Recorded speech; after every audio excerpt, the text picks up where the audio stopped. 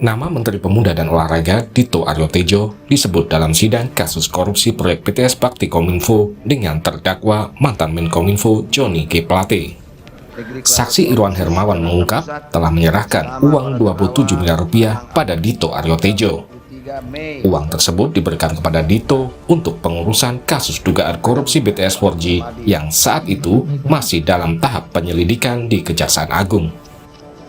Yang terakhir namanya Dito. Dito, Ya. Dito apa? Pada saat itu saya tahunya namanya Dito saja. Dito apa Pak? Dito itu macam-macam. Belakangan saya ketahui namanya Dito Aryo Tejo. Dia besoknya menitipkan pesan lewat Dito. Kebetulan Dito berkontak dengan teman saya namanya Resi. Untuk berikutnya langsung saja berhubungan dengan Haji Oni, tapi tidak dengan orang yang kemarin. Artinya orang yang kemarin itu adalah Windu dan saya. Jadi pada akhirnya yang bertemu dengan Dito dan Haji Oni itu adalah Pak Galumbang dan Resi, tapi Pak harus Galumbang mengajak Pak Anang ya untuk langsung Itu yang terakhir berhubungan. Yang terakhir itu Berapa itu Pak? totalnya 27. 27. Ya. Irwan yang juga menjabat sebagai Komisaris PT Solitek Media Sinergi diduga berperan sebagai pengumpul uang setoran dari perusahaan rekanan yang terlibat proyek PTS 4G Kominfo. Total uang yang dikumpulkan Irwan mencapai lebih dari 240 miliar rupiah. Uang tersebut kemudian didistribusikan ke berbagai pihak termasuk ke Dito Aryo Tejo. Selain menyebut nama Dito Aryo Tejo, Irwan Hermawan juga mengungkap aliran dana 240 miliar yang ia kumpulkan bersama terdakwa lain Windy Purnama. Irwan dan Windy membeberkan dana tersebut juga mengalir ke seseorang dari BPK sebesar 40 miliar rupiah dan 70 miliar rupiah ke salah satu staf anggota Komisi 1 DPR. Sinyal dari Pak Anang bahwa itu adalah K1. Saya tanya ke Pak Irwan, K1 itu apa? K1 itu artinya dari Komisi 1 gitu. Komisi yang 1. mulia. Betul Pak. Orang politik. Kan gitu jadinya. Komisi orang anggota DPR itu kan orang politik Pak. DPR partai mana kan gitu jadi. Berapa diserahkan? Berapa diserahkan sama dia Pak? Saya menyerahkan 2 kali yang mulia. Berapa? Totalnya 70M kurang lebih. Berapa? 70M. 70M. Berarti Menpora Dito Aryo Tejo pada 3 Juli lalu telah diklarifikasi Kejaksaan Agung terkait dugaan aliran dana 27 miliar rupiah di kasus PTS Kominfo. Dito menyatakan tidak tahu menahu soal dana 27 miliar rupiah. Dana yang dikembalikan Pak. Saya nggak tahu menahu. Ya, nominalnya sama Mas. Dari awal udah begitu dan kita udah melakukan proses resmi. Hah? Tidak tahu menahu. 1 hari setelah diperiksa. Mas, makasih. Jaketnya Mas ya. Beda emang sama samanya. Jangan gitu, jangan gitu. Pengacara Irwan Hermawan, Magdir Ismail pada pertengahan Agustus lalu menyerahkan uang 27 miliar rupiah ke Kejaksaan Agung. Kala itu Magdir mengaku ada seseorang yang menyerahkan uang 27 miliar rupiah ke kantornya. Dalam kasus korupsi proyek PTS Kominfo ini, Irwan Hermawan juga didakwa telah melakukan tindak pidana korupsi yang menimbulkan kerugian negara 8 triliun rupiah. Dari kesaksian Irwan ini sejauh apa? Kalau kita bisa lihat. Ya, memang itu membenarkan keraguan hal-hal yang sebelumnya disebut-sebut ya.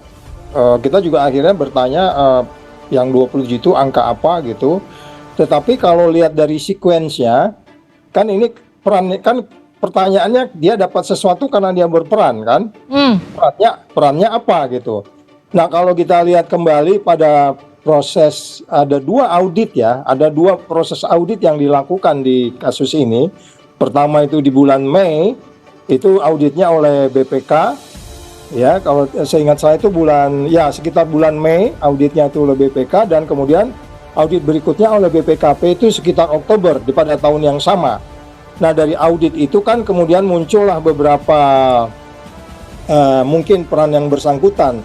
Saya nggak ngerti uang itu diterima, kalau asumsinya diterima, kalau kita mendengar apa yang disampaikan Irwan tadi itu diberikan kepada yang bersangkutan untuk apa? Apakah untuk quote and quote menyelesaikan di level penyelidikan? Karena memang di audit yang kedua itu penyelidikan itu saya melihat kalau lihat dari sekuensnya memang penyidikan itu sudah sudah mulai sebenarnya belum masuk ya. Kalau kita lihat itu kan kejaksaan baru di atas bulan Mei dia mulai melakukan itu. Sebenarnya uang itu untuk kemana? Saya itu yang menarik mungkin pertanyaannya. Iya. Itu, Mbak. Kalau menurut Anda penggunaan uang ini kemudian dianggap bisa mengamankan kasus, indikasinya kemana Pak Saud? Kayaknya lebih kepada ke auditor ya kalau dalam pilihan, kalau lihat dari sekuensnya, karena kemudian kan kalau kita lihat dari kejaksaan itu kan baru menyatakan itu sekitar bulan-bulan sebentar ya, itu ya bulan 5 sih sebenarnya sudah mulai, tapi bisa jadi juga sih ya di dua instansi itu, kita nggak tahu kemana itu. Tapi haruskah kesaksian ini kemudian ditindaklanjuti Kejaksaan Agung? Oh iya dong.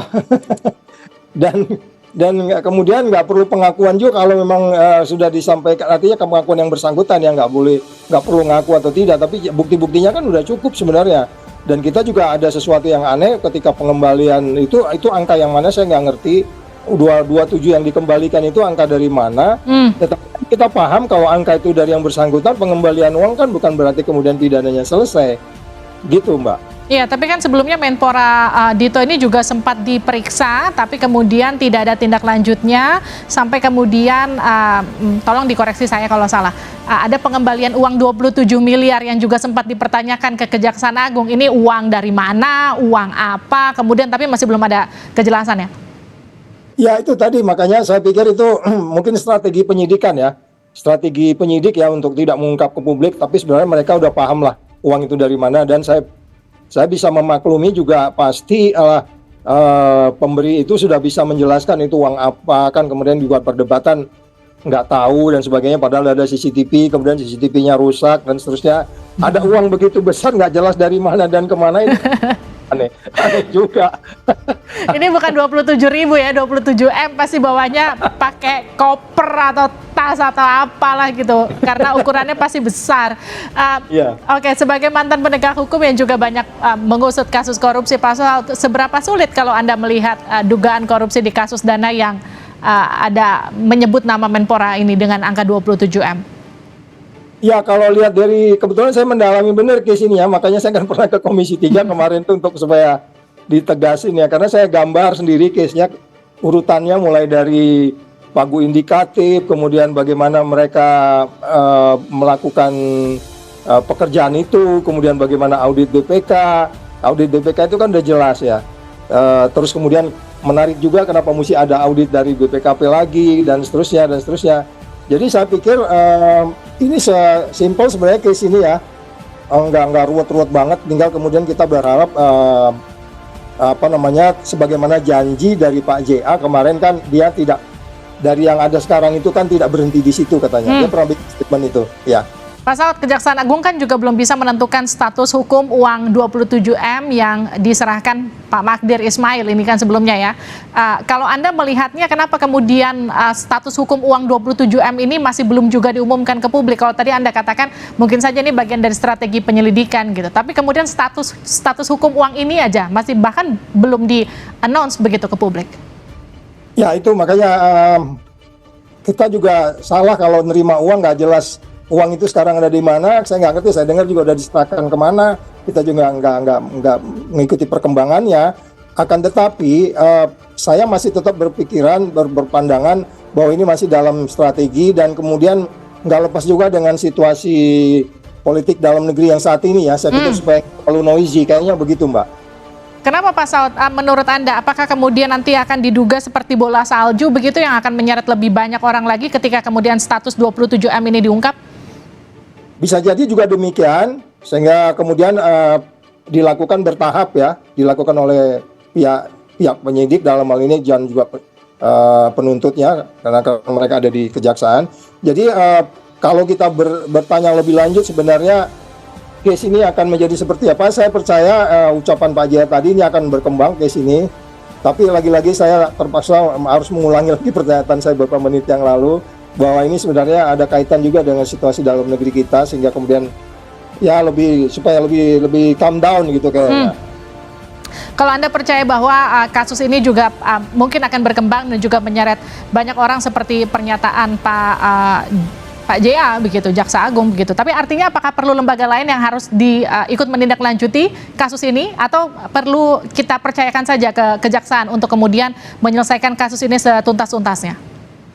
Ya, bagaimanapun perlu check and balance ya. Kita semua harus di check and balance, penegak hukum harus di check and balance. Ya, kalau memang mereka nanti menghadapi beberapa hal yang terkait dengan penindakan lebih lanjut, tentu kita harus berharap KPK untuk bisa membantunya. Kalau mereka ada katakanlah UPKU atau hal lain, tapi saya pikir saya percaya mereka hanya bicara strategi aja. Sementara ya, per hari ini saya bicara strategi.